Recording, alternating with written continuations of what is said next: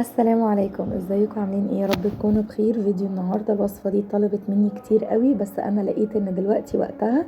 ايام الدراسه بنبقى زهقانين من الاكل، اوقات كتير ما بنبقاش فاضيين، بيبقى في مدارس ودروس واحيانا بيبقى عندنا نوادي، فعايزين اكلات سريعه وتنجزنا.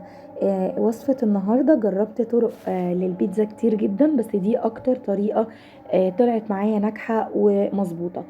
قبل ما نبتدي في الفيديو، لو انت اول مره تشوفيني، انا شيماء شاهين ودي قناتي. لو عجبك الفيديو ما تنسيش تعملي لايك للفيديو واشتراك للقناه وتفعلي زر الجرس عشان يوصلك مني كل وصفاتي الجديده. يلا بينا نبدا في الطريقه عشان ما اطولش عليكم. المكونات بسيطه وان شاء الله هتبقى سهله وهتجربوها وتدعولي. اول حاجه بجهز عندي كوبايه ونص من الحليب الدافي مش السخن، وهحط عليه كوبايه من الزبادي الصغير. انا كان عندي الكبير، حطيت حوالي نصها او 3/4. وهحط 3 معالق من السكر، وهحط معاهم كيس من الخميره او معلقه كبيره من الخميره. الاول حطيت الزيت، ربع كوبايه من الزيت او حوالي 3 معالق كبار من زيت الذره. وهحط اهو دي معلقه كبيره من الخميره.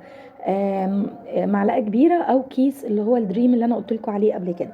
بتاكد الاول ان دوبت كل المكونات السائله مع بعض، الزبادي داب مع المكونات بتاعتي واتخلطت كويس مع السكر والخميره. انا بقى مجهزه معايا 4 كوبايات من الدقيق متعدد الاغراض، وهبتدي انزله بالتدريج، وهنزل معاه بقيه المكونات الجافه. حطيت ذره من الملح، وهحط معلقه من الخل بيدي لون ابيض حلو للعجينه. والبيكنج باودر هحط معلقه صغيره من البيكنج باودر، بتدي هشاشان كده، العجينه عندي تبقى قطنيه وهشه وطريه. هبتدي اقلب برضو كويس، انا بسهل على نفسي بس الخلط عشان الحاجه تكون متوزعه بشكل كويس. وهبتدي انزل بقيه الدقيق بتاعي. لو انت عندك عجان تبتدي تعجني فيهم في العجان، هياخد تقريبا من 4 أو 5 دقايق. لو مش عندك عجان تبتدي تعجني بايدك مش اقل من 10 دقايق او 12 دقيقة عشان توصلي للقوام اللي انت شايفاه ده. بتعرفي ان العجينة هتكون بتلزق في ايدك اللي انت بتعجني بيها، بس الايد التانية ما بتلزقش زي ما انتم شايفين. خلاص كده ببتدي اغطيها بستريتش راب، وبغطيها بفوطة نظيفة وبسيبها في مكان دافي لحد ما يتضاعف حجمها. ببتدي احضر الحشوات. عندي كان عندي صدر من الفراخ، قطعته مكعبات. عندك اي حاجة حابة تحشي بيها حسب ولادك ما بيحبوا، ممكن تحشي بتونة، بلحمة مفرومة، بسجق، كل الحاجات دي جبن بس، خضار بس، اللي عندك متوفر تقدري تحشي بيه. حطيت على الفراخ ملح وفلفل وزعتر. الزعتر انا بجد بالنسبة لي اختراع في اي اكلة فيها فراخ، بتدي طعم خطير جدا للفراخ، وخصوصا في الحشوات او في البيتزا او اي معجنات فيها حشوات. اكل ايطالي بمعنى اصح.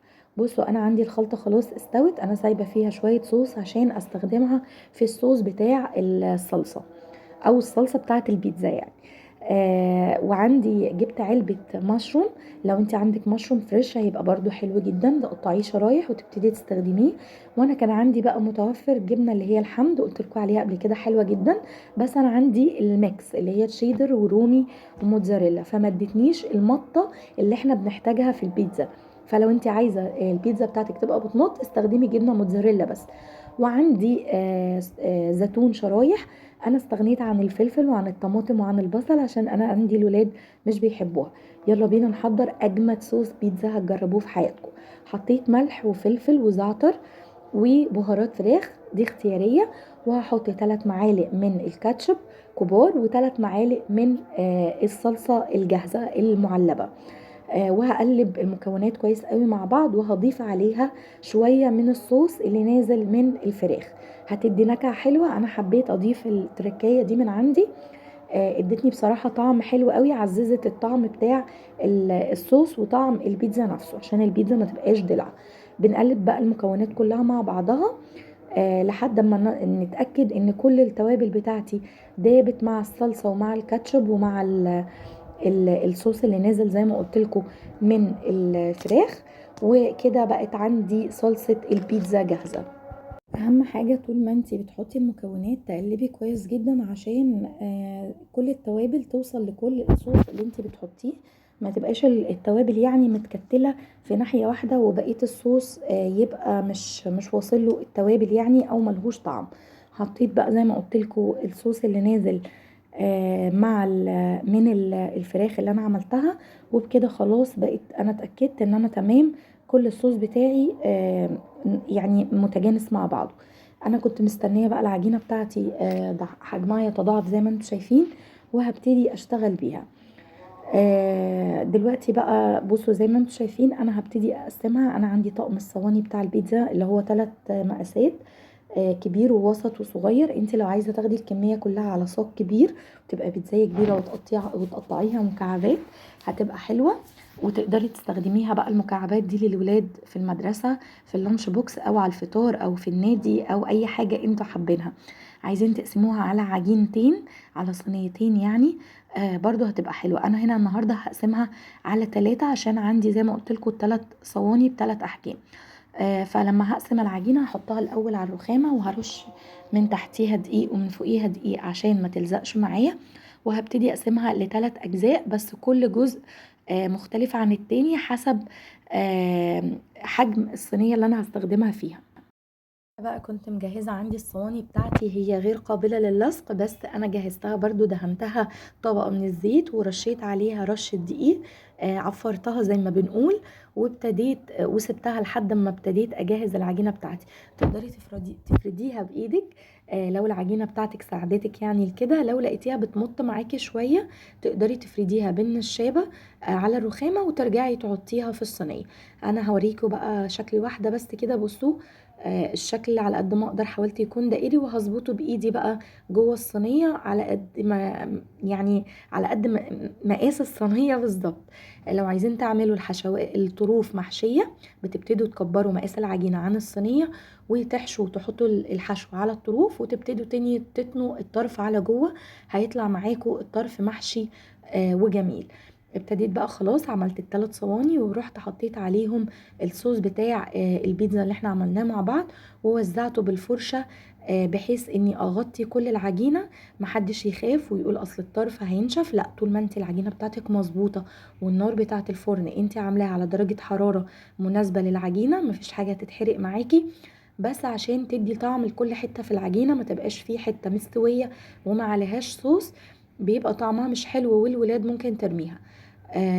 بس كده انا زي ما قلت لكم قسمتها على قسمت الصوص على ال3 صواني. وزي ما قلت لكم برضو لو حبيتوا تحشوا الطروف هتبقى حلوه جدا، ممكن تحشوها جبنه مثلا موتزاريلا او جبنه رومي، او لو عندك سوسيس، كل ده هيبقى حلو جدا.